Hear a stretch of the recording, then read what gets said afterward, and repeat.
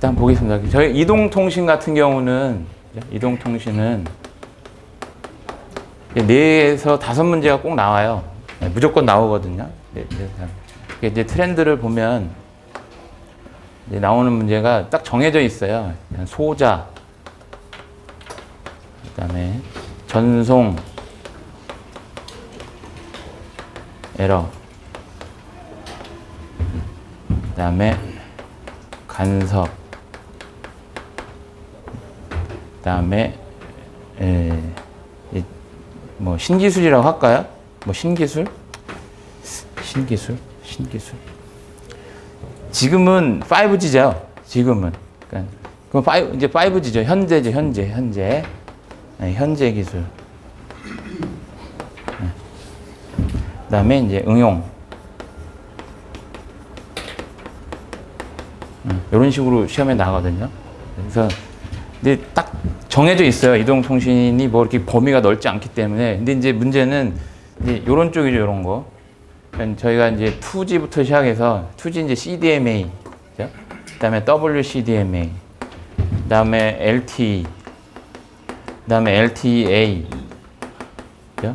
그다음에 지금 이제 5G까지 이렇게 계속 거의 매년 바뀌고 있죠. 그러니까 이 기술을 계속 따라가기가 참 쉽지 않은 거죠. 계속 바뀌어버리기 때문에. 근데 어쨌든 여기까지는 이미 출제가 다 됐고, 이제 지금 나오는 추세는 여기 이제 5G 쪽이죠. 5G. 그래서 응용은 뭐 그 위치 추적이라든가 이제 재난 통신, 그다음에 IoT. 요 정도가 이제 요즘에 트렌드가 되는 거죠. 네. 그다음에 소자 쪽은 소자는 두 가지로 나눌 수 있거든요. 저희가 이제 패시브 소자라고도 하고요. 그다음에 액티브 소자라고 하고는 이렇게 구분을 하거든요. 그래서 패시브 소자는 필터예요. 필터류. 그다음에 액티브 소자는 앰프. 이게 두 가지입니다. 두 가지. 그래서 기존에 시험에 나온 걸 보면은 이제 소 필터라는 게 나온 적이 있고요. 바 필터라는 게 나온 거 저기 있고, 그다음에 듀플렉서 요 정도가 나온 적이 있습니다. 그다음에 앰프 같은 경우는 이제 효율, 그죠? 이제 효율이라고 그러죠. 이피션시. 그다음에 IP3, IMD 요 정도 이렇게 이제 출제를 하는 거예요. 오늘 나오는 내용이니까요. 한번 그냥 머릿속에 한번 보시면 될 것 같습니다. 그다음에 전송 에러. 이 휴대 단말기가 있고 이제 기지국이 있죠. 기지국도 이제 명칭이 많이 변했잖아요. 옛날에는 뭐 BTS라고 했다가, 그다음에 지금은 노드비라고 했다가, 이 노드비라고도 했다가, 지금 5G에서는 이런 용어를 또 잘 안 쓰죠, 그렇죠? 어쨌든 용어는 이제 계속 또 바뀌고 있죠. 그래서 이 단말하고 기지국 사이에 여기는 이제 무선 구간이잖아요, 그죠? 이 무선 구간에서 생기는 에러가 있어요, 에러.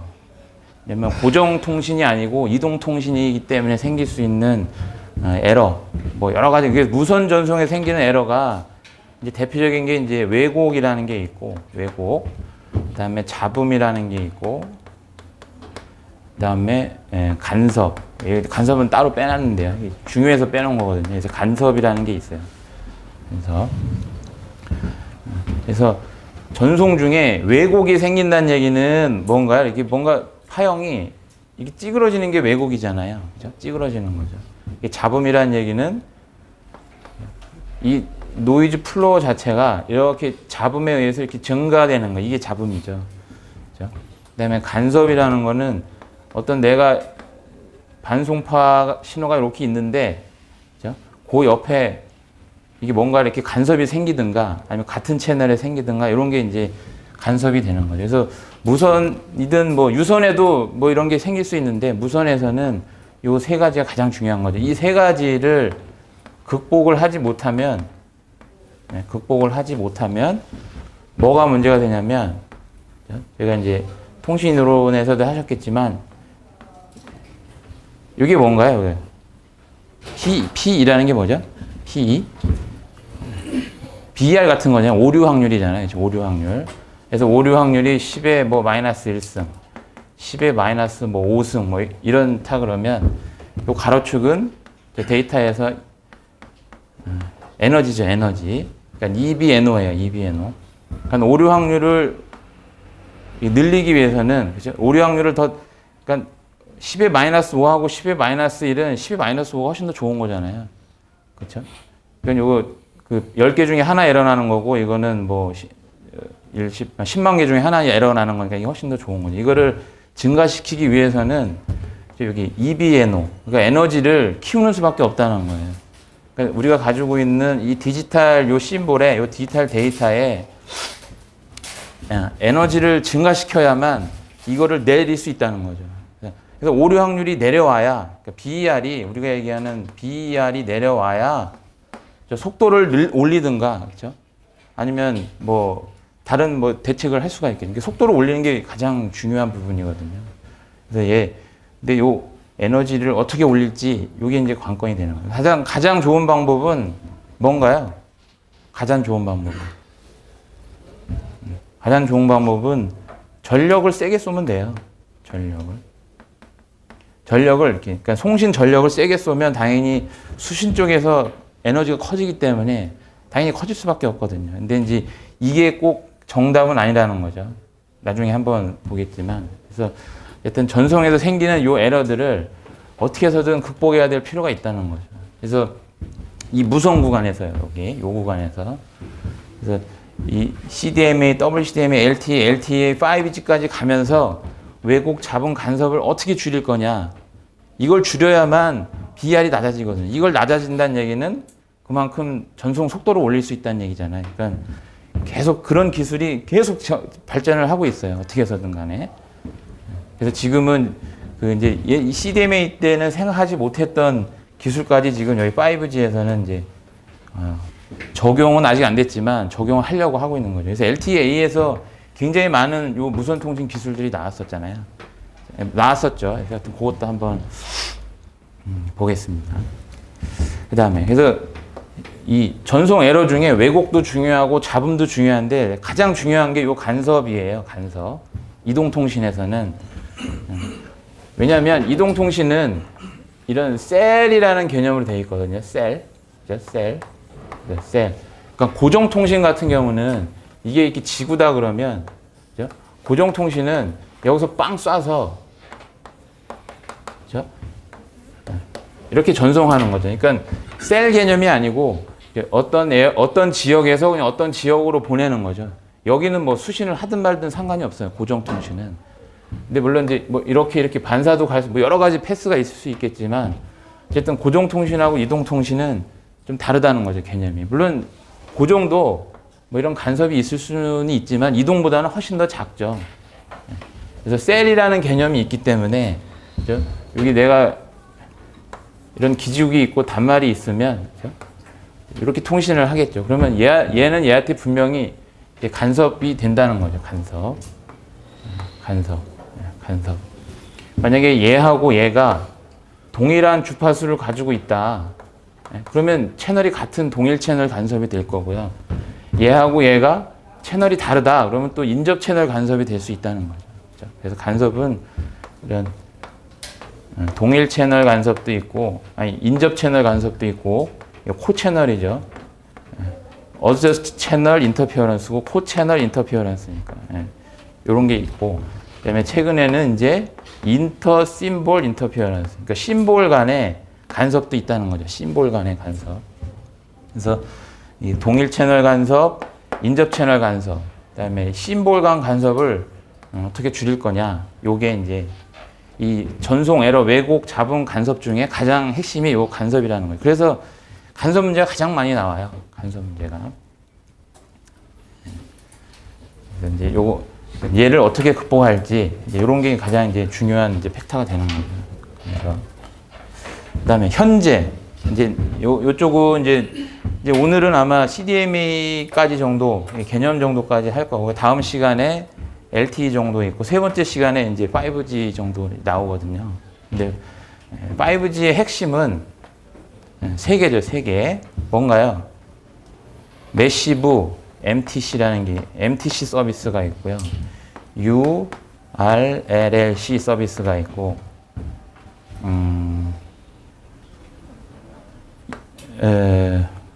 뭐죠? 아니, 갑자기 하나 생각이 안 나네. 하나 뭐죠?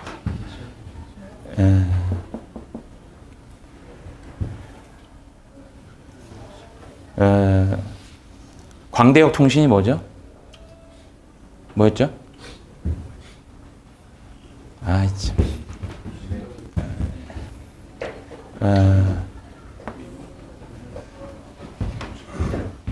죄송해요. 갑자기 생각이 안 나네. 하여튼 모바일 매시브 MTC, 그다음에 URLCC, 그냥 광대역 통신이라고 할게요. 이 뭐지? 아, 갑자기 생각이 안 나네. 제가 하여튼 다음 시간에 한번 찾아보겠습니다. 여기. 네. 그러니까 5G의 핵심은 이 세 가지예요. 매시브 MTC, URLCC, 광대역 통신. 그래서 5G는 광대역 통신인데 그 5G에서 요구하는 피크 최대 전속률이 얼마인가요? 최대 전속률은 20기가예요. 20기가 bps. 그죠? 그다음에 체감 전속률. 체감이겠죠. 체감. 아니, 체감 전속률. 그러니까 실제 사람이 느끼는 체감 전속률은 100mbps죠. 이게 5G에서 요구하는 요구사항이잖아요. 그죠? 최대 20기가, 그러니까 광대역 통신에서 체감 전속률은 100mbps. URLCC는 이게 뭔가요? 저지연이죠. 저지연의 목표는 얼마죠? 1ms죠. 1ms. 그러니까 엔드-투-엔드 통신이 1ms 안에 가능해야 된다는 거예요. 이게 굉장히 어렵잖아요. 1ms. 그러니까 단말하고 단말이 기지국을 통해서 인터넷망을 통하고 어떤 서버를까지 이렇게 얘하고 얘까지 이렇게 통신을 하는데 이게 1ms 안에 들어와야 된다는 게 이게 굉장히 쉽지 않은 일이거든요. 하여튼 1ms. 그다음에 매시브 MTC. 이건 뭐죠? 10의 6승계의 뭔가요? 10의 6승계의 단말이죠. 단말. 10의 6승계면은 좀 많은 거잖아요. 그죠? 그러니까 IoT 개념이죠. IoT. 그러니까 5G에서는 이 세 가지 서비스가 가장 기본이에요. 그죠? 이 엄청나게 많은 단말을 어떻게 한 번에 처리를 할 건지, 엔드-투-엔드 서비스를 할 수 있는 이런 서비스가 돼야 되고, 최대 전송 속도를 220기가, 체감 100메가까지, 이 광대역 전송, MBB, EMBB네요. 예. 갑자기 생각났네요. 예. Enhanced MBB예요. Enhanced MBB. 예. 모바일 브로드밴드일 거예요. 아마 제가 지금 정확히 기억이 안 나는데, 하여튼. EMBB. 그러니까 5G에서 요구하는 3대 서비스가 요 세 가지 서비스니까 이 세 가지가 솔직히 다 하기는 어려워요. 그죠? 다 하기는. 그래서 그러니까 이 광대역 통신이 가능한 서비스라면 뭐가 가능할까요? 이게 가능하다면 뭐 VR 같은 게 가능할 거 아니에요. 그죠? VR, UHD. 이런 거를 위해서는 요게 되지 않으면 안 된다는 거죠. 요거 엔드-투-엔드 1ms가 꼭 가져가야 되는 서비스가 뭐가 있을까요? 그렇죠. 예, 맞습니다. 예, 커넥터, V2X, V2 뭐 XJ, 예, 커넥티드 카예요. 차가 속도가 거의 뭐 요즘에는 뭐 200km, 300km씩 가잖아요. 그죠? 그 속도도 따라가야 되고, 만약에 뭐 0.001초만 못 쫓아가면 차는 이미 저까지 가 있거든요. 그러니까 커넥티드 카의 핵심이 요거예요. 요게 서비스가 안 되면 이게 뭐 서비스가 돼도 좀 위험하다는 거죠. 매시브 MTC, 이건 뭐 저희가 알고 있는 이제 IoT죠. IoT. IoT. 지금 하여튼 작년부터 계속 시험에 나오는 게 요거하고 요거잖아요. 그렇죠? 그죠? 저지연 서비스를 어떻게 할 거냐? 저지연 네트워크를 어떻게 구성할 거냐? 뭐가 문제냐? 그다음에 IoT를 위한 기술이 뭐가 있냐? 이런 거 계속 물어보잖아요. 뭐 있나요? 뭐 로라도 있고 뭐죠? 그다음에 뭐 NB-IoT도 있고. 그러니까 네로밴드 IoT 기술이 되는 거죠. 네로밴드 IoT 기술. 이제 그래서 잘 보시면, 그죠? 잘 보시면 여기까지 하고 갈까요? 이제 뭐 이제 위치 추적, 뭐 재난, IoT, 그 재난, 그죠? PSLT. 뭐 지난번 시험에 나 PSLT, LTM, LTR, 그죠? LTM, LTR, LTM. IoT에는 NB-IoT, 아니,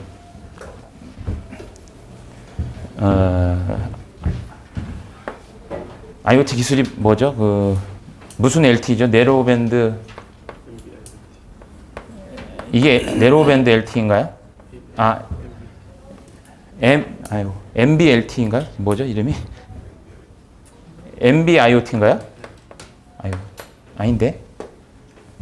아, 이거 죄송해요. 갑자기 기억이 안 나네. 하여튼 LTE 쪽에도, 그죠? LTE 쪽에도 이 네로밴드에 해당하는 LTE 표준이 있죠. 그래서 IoT 쪽에. 근데 이제 그 SK나 KT가 지금 로라하고, 그죠? 그다음에 뭐 다른 쪽을 지금 사용을 하고 있으니까 그게 좀 시험에 많이 나오고 있죠. 그러니까 잘 보시면 이렇게. 그러니까 옛날에는 저희가 이제 이렇게 와이어리스 펜이라는 아주 작은 영역이 있었고, 그죠? 그러니까 여기 한 10m 이내죠. 10m 이내. 그러니까 펜을 약간 넓혀놓은 와이어리스 랜 계열이 있었고, 랜은 약간 넓혀놓은 와이어리스 웬 계열이 있었고, 뭐 이런 쪽이었죠. 그래서 여기는 이제 이동통신 쪽이 주였고요, 그죠? 그다음에 여기는 IEEE가 주였고, 여기 802.11 계열이 여기가 주였죠. 그리고 와이어리스 펜 쪽은 IEEE의 802.15가 거의 주도를 했었어요. 그죠? 그다음에 이통 쪽은 이제 3GPP가 거의 주도를 했었는데, 네, 지금 이 상황대로 가면 여기 3GPP가 여기까지도 다 이렇게 다 뭐 이렇게 뭐라 해야 되나 이제 통합을 하겠죠. 몇 년 안으로는.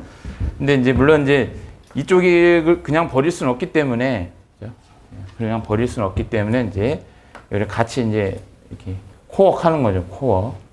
그래서 이런 기술들이 많이 나오잖아요, 요즘. 그죠? 11하고 3GPP하고 어떻게 같이 이렇게 밴드를 묶을 거냐. 그죠? 아니면은 뭐 두 개의 밴드를 묶어서 갈지, 아니면 LTE가 그냥 얘를 흡수해 버릴지, 그러긴 좀 그러니까 그냥 아예 뭐 두 개 패스로 갈지, 이제 이런 기술이 굉장히 많이 나오는. 그래서 데이터 오프로딩이라고 그러잖아요. 데이터를 양쪽으로 보내서 이렇게 가는 이런 쪽이 이제 계속 지금 표준이 되고 있죠.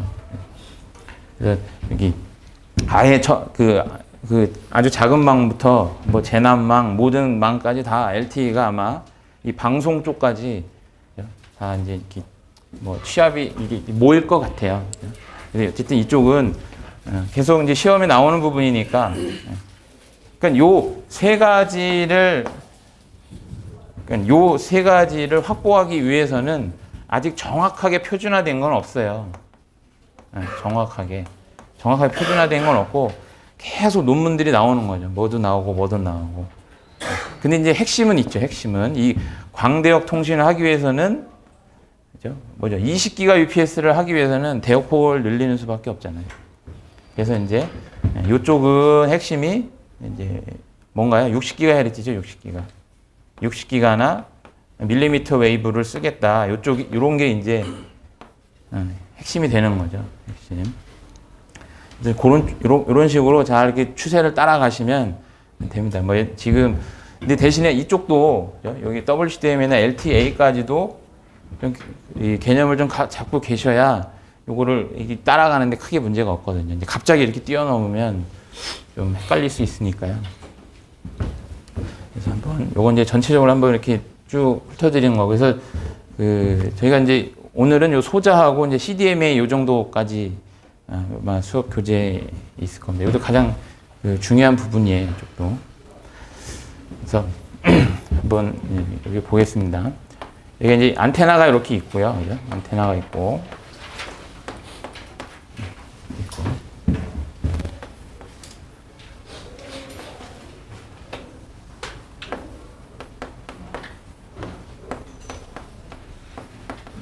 여기 이제 증폭기가 있고요.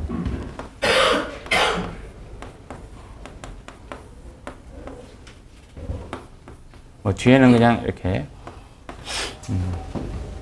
여기 빼도록 할게요. 그래서 여기서 어떤 내가 원하는 이쪽이 이제 송신 주파수가 될 거고요. 송신 쪽. 이쪽이 이제 수신이죠. 수신. 여기는 이제 기지국이 있을 거고요. 기지국은 반대겠죠. 그래서 여기서 이렇게 내려오는 거는 이제 제가 다운링크라고 그러고, 이렇게 거꾸로 올라가는 거는 이제 업링크라고 그러죠. 업링크.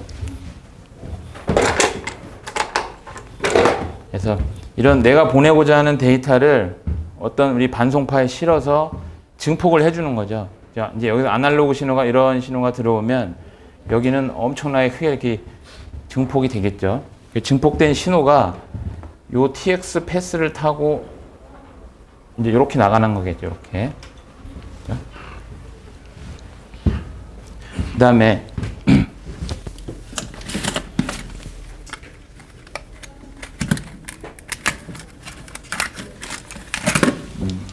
그래서 다운링크 된 신호는 굉장히 낮은 신호로 들어오죠. 굉장히 낮은 신호로. 굉장히 낮은 신호가 이렇게 들어와서 RX 패스를 타고 이렇게 들어오겠죠. 근데 여기에 들어오는 신호는 아주 작을 거라는 거예요. 아주 작아요. 물론 이제 얘하고 기지국하고 단말의 거리에 따라서 이게 클 수도 있고 작을 수도 있고 뭐 이제 그거는. 근데 어쨌든 얘보다는 훨씬 작겠죠. 직접 쏘는 것보다는. 그래서 일반적으로 뭐 한 최대로 쏘면은 한 3dBm까지도 쏘거든요. 23dBm. 23dBm이면은 한 얼마 정도 되나? 한 0.5W 정도 되는 거죠. 단말기에서 쏘는 거는. 여기서 쏴서 여기는 저희가 이제 LNA라고 하죠. 저잡음 증폭기를 통해서 약간 증폭을 시켜서 다시 이렇게 데이터를 뽑아내는 형태가 되는 거죠. 그래서 송신과 수신을 이렇게 완벽하게 분리를 해주기 위해서는 이제 필터가 필요하죠. 필터. 그래서 이렇게 송신 쪽에서 보내는 필터, TX 필터, 수신 쪽에서 받는 필터, 이렇게 RX 필터 이런 식으로 이렇게 구분이 되어 있죠. 명확하게. 그러니까 TX하고 RX 사이에는 이렇게 갭이 있을 수밖에 없어요. 왜냐하면 이 큰 신호가 여기를 이렇게 끼어 넘어가면 안 되거든요. 그러면 물론 송신 주파수하고 수신 주파수가 완벽하게 달라요. 다르긴 한데 이 주파수가 이 RX로 이렇게 넘어가 버리면 이 RX 입장에서는 뭔가요? 인접 채널 간섭이 돼 버리기 때문에 얘를 어떻게 해서든 얘하고 얘 사이에 이건 아이솔레이션이라고 하거든요. 그러니까 격리를 굉장히 많이 시켜줄 필요가 있어요. 그래서 처음에는 그래서 얘를 저희가 이제 듀플렉스라고 얘기를 해요. 듀플렉스라고 하거든요. 듀플렉스. 두 개의 필터를 가지고 있다는 얘기죠. 듀플렉스. 그래서 이거를 저희가 주파수적으로 송신하고 수신을 구분을 한 거기 때문에 이거를 주파수 디비전 듀플렉스잖아요. 그래서 이게 이제 FDD가 되는 거죠. FDD. 그래서 주파수를 두 개로 놓고, 근데 이거보다는 더 좋은 방법이 있긴 한데, 이렇게 하는 거죠. 이렇게 있어요. 그래서 여기에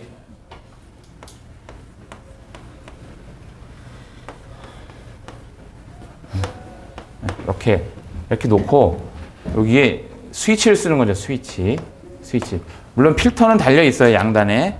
여기 이렇게 필터는 이렇게 달려 있겠죠. 이렇게. 여기도 필터가 달려 있죠. 왜냐면 내가 원하는 대역만 이렇게 뽑아내야 되니까. 그래서 스위치가 달려서 RX를 하면 RX로 붙고 TX를 하면 TX를 붙는 거예요. 이렇게. 그러니까 송신할 때는 TX만 딱 이렇게 붙어. 그러니까 요 패스만 딱 살아있는 거고요. 수신할 때는 여기만 붙어 있어요. 그러니까 얘가 얘한테 간섭을 줄 일이 전혀 없죠. 근데 대신에 이 스위치의 속도가 굉장히 빨라야죠. 송수신을 구분할 수 있을 정도로. 근데 이제 사람 귀는요, 듣는 거는 한 20ms 이내에서만 절체가 되면 구분을 못 해요, 사람은. 굉장히 긴 거예요, 20ms면. 근데 뭐, 어떤 통신적으로는 굉장히 긴 거지만, 사람은 이거 이내를 못 느끼는 거잖아요, 그렇죠? 20ms. 그러니까. 그래서 그 안에서 이렇게 왔다 갔다만 해주면 전혀 문제가 없죠. 그래서 얘 같은 경우는, 필터가 이렇게 하나의 필터로 되어 있죠. 이런 식으로. 그래서 여기가 TX, RX를 모두 사용을 하죠. 모두. 그래서 TX 쓸 때는 이렇게 붙고 얘 쓸 때는 이렇게. 그러니까 대역폭을 전체를 다 쓸 수가 있는 거죠. 전체를. 근데 대신에 송신과 수신을 구분할 때는 여기를 이제 그 시간으로 구분하는 거죠. 시간으로. 여기 이제 주파수가 될 거고요. 그래서 시간을 쭉 놓고 이걸 하나의 프레임이라고 하거든요. 이렇게. 그래서 프레임을 슬롯으로 이렇게 쪼개요. 그래서 여기는 하나는 한 번은 TX 사용하고 요 시간 동안은 한 번은 RX를 사용하고 한 번은 TX, 한 번은 RX 이런 식으로 송순신을 왔다 갔다 해주면 요게 이제 요게 이제 저희가 얘기하는 이제 TDD가 되는 거죠. TDD. 그러니까 얘가 갖고 있는 장점도 있고 얘가 갖고 있는 장점도 있어요. 그러니까 TDD 같은 경우는 이 스위치 할 때 생기는 물론 손실도 있지만 이 대역폭을 100% 다 사용할 수 있는 굉장히 좋은 장점이 있어요. 그렇죠? 네, 그리고 이렇게 시간적으로 봤을 때 하나, 둘, 셋, 넷. 내가 원하는 TX는 2번만 하고요. RX는 3번 하고 이런 식으로 비대칭이 가능해요. 비대칭이. 이런 구조를 만들 수가 있어요. 저희가 인터넷 같은 경우는 이 쏘는 것보다 다운링크 속도가 훨씬 더 높은 게 좋거든요. 그러니까 다운링크 쪽에 더 할당을 많이 해주는 거죠. 그래서 이런 서비스가 가능해요. TDD 같은 경우는. 나중에 한번 뒤에 나올 텐데. 그래서 개념만 좀 한번 잡으시니까 얘하고 얘는 분명히 장단점이 있어요. 얘가 갖고 있는 장점도 있고 얘가 갖고 있는 장점도 있고 얘는 대신에 TX, RX 필터를 쓰니까 이런 스위칭 할 필요도 없고요. 명확하게 두 개를 딱 구분을 해놨는데 대신에 문제는 대역폭이 그죠? 사용할 수 있는 대역폭이 절반밖에 안 된다는 거죠. 그죠? 절반. 여기서 이제 중요한 건 우리가 이제 채널 용량을 얘기를 할 때는 이게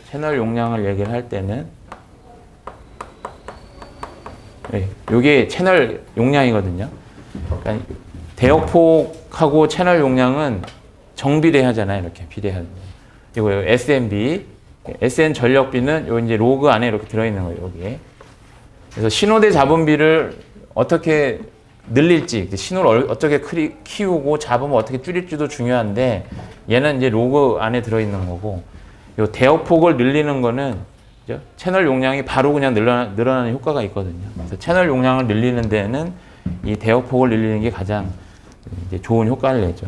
근데 이제 얘가 갖고 있는 단점이 있어요.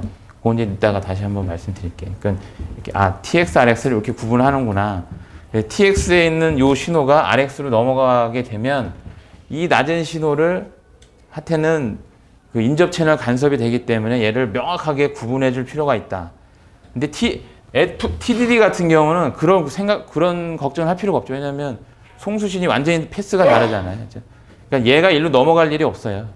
물론 이제 여기서 뭐 그라운드를 타고 가는 뭐 그런 거 빼고 그냥 직접 넘어가는 일은 없다는 거죠. 그래서 4G에서는, 그러니까 LTA에서는 얘가 갖고 있는 장점을 두 개를 합쳐보자. 그런 개념도 이제 나오죠. 그래서 인밴드 퓨얼 듀플렉스라는 이런 개념의 듀플렉서가 나와요. 그래서 얘가 갖고 있는 장점을 이렇게 합친 거예요. 인밴드 퓨얼 듀플렉서는.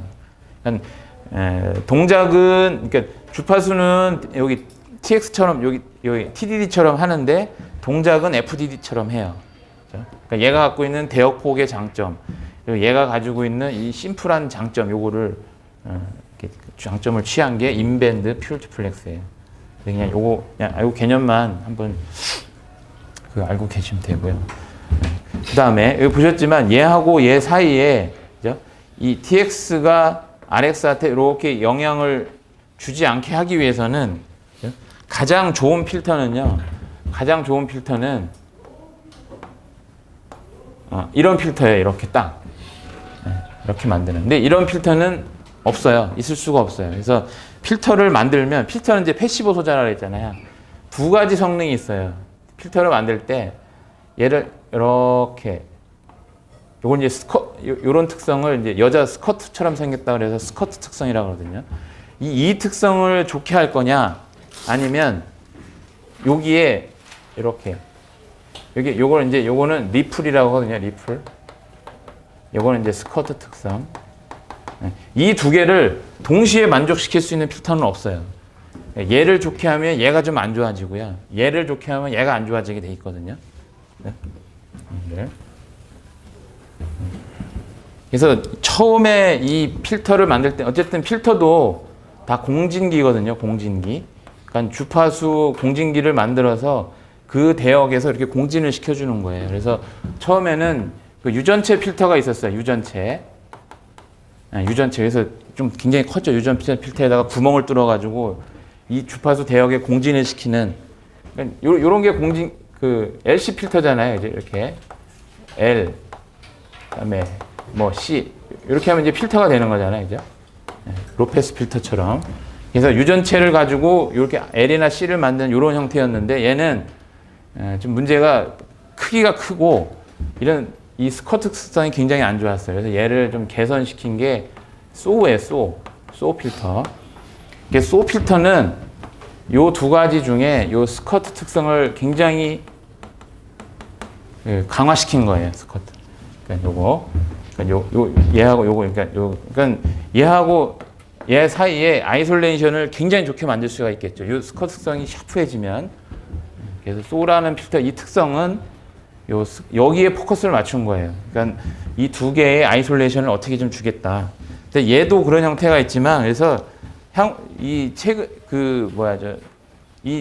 간섭을 줄이기 위해서 요즘에는 여기에도 필터를 달아요. 입력에도 필터를 달고요. 또 출력에도 필터를 달아요. 이렇게. 워낙 왜냐면 대역도 워낙 넓기 때문에 여기도 달고 여기도 디플렉서가 있고. 그러니까 이런 것들이 다 이런 소우 형태가 돼 있어요. 그래서 이 스커트, 그러니까 내가 원하는 대역만 아주 샤프하게 깎아주는 그런 특성이 있거든요. 그래서 여기 요 아이솔레이션이라고 하는데 거의 한 마이너스 60dB 이상 나올 수 있게 만드는 굉장히 좋은 특성을 가지고 있어요. 그러니까 얘하고 얘 사이에 60dB가 된다는 거는 엄청난 거거든요. 근데 문제는 얘가 좀 사이즈가 커요. 유전체보다는 좀 작지만 사이즈가 좀 커요. 근데 지금 단말도 작아지고 얘를 어떻게 사이즈를 작게 하니까 이 성능을 유지하면서 사이즈를 작게 좀 만들자. 이게 이제 바예요. 벌크드 어쿠스틱 웨이브거든요. 이거는 서페이스 어쿠스틱 웨이브고요. 얘는 벌크드 어쿠스틱 웨이브. 그러니까 얘는 사이즈에 약간 초점을 맞췄어요. 사이즈에. 이 성능은 유지를 하면서 사이즈를 어떻게 줄일 거냐. 왜냐면 보셨지만 예전에는 이런 필터를 안 쓰고 요거만 가지고 성능을 냈거든요. 근데 요즘엔 워낙 그 단말기도 협소해지고 그러다 보니까 여기도 들어가고 여기도 들어가고 필터가 굉장히 많이 들어가요. 그러다 보니까 이 사이즈를 좀 줄일 필요가 있다는 거죠. 그래서 얘는 이제 CD 이런 우리 WCDMA 정도 요 정도에서 좀 많이 나왔던 거고 이 4G 오면서 그죠? 4G 오면서 요 바 필터라는 게 약간 이제 좀 이슈가 돼서 여기서 시험이 한번 나온 적이 있어요. 그래서 소도 나온 적이 있고 바도 나온 적이 있다. 그러니까 잘 생각해 보시면 당연한 것들이거든요. 이게 소자 특성에서 봤을 때 얘네들을 어떻게 그죠? ETX에서 나가는 게 얘한테 가든가 아니면 얘한테 오는 게 정확하게 내가 원하는 대역만 이렇게 딱 받아낸다는 게 굉장히 쉽지가 않거든요. 그래서 이런 형태에서 디플렉서라는 게 있고 TDD, FDD 이런 소 필터라는 게 있고요. 그다음에 이제 그냥 시험 관점을 한 번 더 보면 이제 뭐 또 나올 확률은 잘 없는데, 이제 여기 증폭기잖아요. 그죠? 증폭기. 그 증폭기고 이쪽이 어떤 소자가 있으면, 그죠? 소자가 있으면 얘가 이렇게 분명히 가면 다시 반사되는 놈이 분명히 100% 생겨요. 100%. 그래서 요 사이에다가 이런 뭐 서큘레이터 같은 걸 집어넣어요. 그래서 얘는 반쪽 방향으로 가고 뒤로 오는 게 없어요. 그래서 이런 서큘레이터가 뭐냐 이런 것도 시험에 나온 적이 있어요. 그러니까 그래서 패시브 소자들은 뭐 한번 이렇게 봐. 그러니까 유전체 필터 이런 이제 그냥 LC 필터가 되겠죠. LC 필터, 유전체 봐. 그다음에 이런 서큘레이터, 아이솔레이터까지 이렇게. 그러니까 그 서로 어떤 소자 사이에서 그 완벽하게 분리시켜주는 이런 형태들이 계속 나온다. 이렇게 보시면 돼요. 그래서 패시브 소자들은 이렇게 한번 정리해 보시면 되고요. 계속 교재에 나오니까요. 나오면서 한번 더 정리를 해드릴게요. 그 다음에 시험에 가장 많이 나오는 게 여기 증폭기예요. 증폭기. 증폭기 한번 보세요. 증폭기. 증폭기는 이제 어떤 입력 신호가 있으면 얘를 이만큼 빵 증폭시켜주는 게 증폭기죠. 그래서 얘는 개인을 가지고 있어요. 개인. 이득이죠. 이득. 그래서 얘가 10dB짜리 이득을 가진 증폭기다 그러면 10dB. 여기가 10dB예요. 10dB. 이쪽이 입력이고 이쪽이 출력이에요. 그래서 입력 신호가 1dB가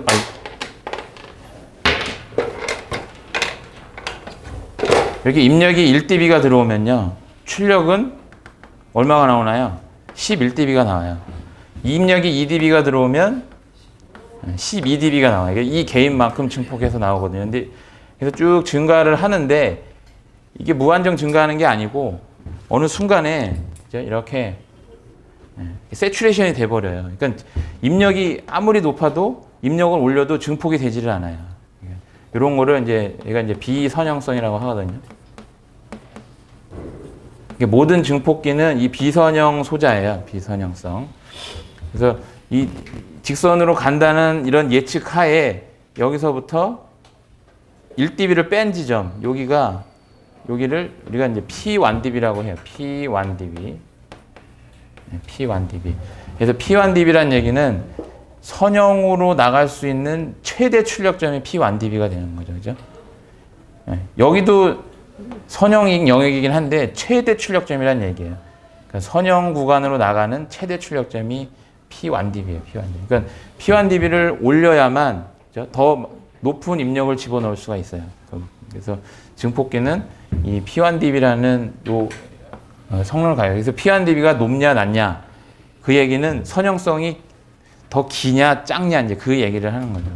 그러니까 보세요. 그러니까 선형성이 만약에 더 길다 그러면 만약에 여기 P1dB가 입력이 3dB에서 세츄레이션이 돼버렸어요. 그러면 이 입력 신호는 1에서 3dB 사이밖에 못 넣어요. 왜냐면 4dB 이상 넘어가 버리면 어떻게 되나요? 신호가 꺾여버리기 때문에 증폭이 안 되는 거예요. 되려 증폭이 꺾이는 거죠. 더 안 나오는 형태가 나오니까. 그러니까 얘를 올리면 올릴수록 더 P1dB를 높게 가져갈수록 이 입력 폭을 굉장히 넓게 가져갈 수 있기 때문에 이 선형성을 증가시키는 게 굉장히 중요하죠. 얘를 어떻게 올릴 거냐도 굉장히 중요한 팩터가 됩니다. 팩터가. 그러니까 증폭기 입력이 이렇게 그냥 저형파 그러니까 FSK죠. 예를 들면 FSK 같은 경우는 그죠? 주파수가 높아졌다가 낮았다. 이런 진폭의 크기는 똑같아요. FSK는 그렇죠? FSK는 진폭의 크기는 그러니까 입력의 크기는 딱 고정돼 있어요. FSK 같은 경우는. 근데 대신에 주파수가 변하기 때문에 FSK는 이 증폭기의 효율이 굉장히 좋을 수밖에 없죠. 근데 이제 PSK나 괌 같은 경우는 이건 뭔가요? 이게 PSK하고 ASK를 같이 묶어놓은 게 괌이잖아요. 그러니까 증폭도가 이렇게도 갔다가 이렇게도 갔다가 이렇게도 갔다가 이렇게 바뀐다는 거죠. 그러니까 증폭이 큰 신호도 들어오고 작은 신호도 이렇게 들어와요. 예. 그러면 캄 같은 경우는 입력에 이 왔다 갔다 하는 영역이 넓지 않으면, 그죠? 어떤 큰 신호에서는 잘려버릴 수가 있기 때문에 굉장히 중요한 거죠. 굉장히. 그래서 이 선형성을 갖추는 게 굉장히 중요합니다. 그래서 이 증폭기의 성능을 나타내는 파라미터의 가장 대표적인 게 이제 P1dB가 되고요. P1dB. 그다음에 이제 IMD라는 게 있어요. IMD. 그래서 IMD는 이제 뒤에 나오니까요. 그때 다시 IMD는 신호를 2개를 집어넣어 보는 거예요. 입력에다가. 예, 그래서 인터 모듈레이션이거든요. 그래서 2개 신호를 집어넣었을 때 두 신호가 짬뽕이 돼가지고 뭐 어떤 신호가 나오느냐, 요걸 보는 게 IMD예요. IMD. 그것도 한번 보겠습니다. 그래서 이 증폭기, 그래서 이 소자 쪽은 이런 이 송신하고 수신 봤을 때 요 듀플렉서 개념, 그러니까 FDD, TDD 개념, 그다음에 이 증폭기가 이 신호가 일로 넘어가면 안 된다라는 개념, 그다음에 필터가 굉장히 중요하다, 그렇죠? 그런 거. 그다음에 이런 뭐 LNA는 이제 뭔가요? 종합 잡음 지수잖아요. 요거 이제 아마 무선 통신에서 하셨을 거고, 이쪽은 이제 안테나 쪽이고, 요거 안테나도 이제 무선공학에서 하셨을 거고, 그러니까 이 종합 잡음 지수를 줄이기 위해서는 이 종합 잡음 지수가 뭐죠? 초단의 NF, 그죠? 종합 잡음 지수는 이 초단의 노이즈 피겨, 그다음에 초단의 증폭기분의 노이즈 피겨, 뭐 이런 식으로 가잖아요. 그러니까 초단의 이 노이즈 피겨가 낮은 걸 써야만 종합 잡음 지수를 내릴 수 있다. 요게 이제 이것도 시험에 아주 잘 나오는 문제예요. 왜 LNA를 쓰냐? 종합 잡음 지수가 뭐냐? 뭐 이런 시험 나오죠. 그냥 뭐 이렇게 한번 정리를 전체적으로 여기 이제 전체적으로 한번 봤고요. 지금 이제 소자 쪽만 잠깐 봤습니다. 그래서 잠깐 한 10분 쉬었다가 교재 가지고 한번 보겠습니다.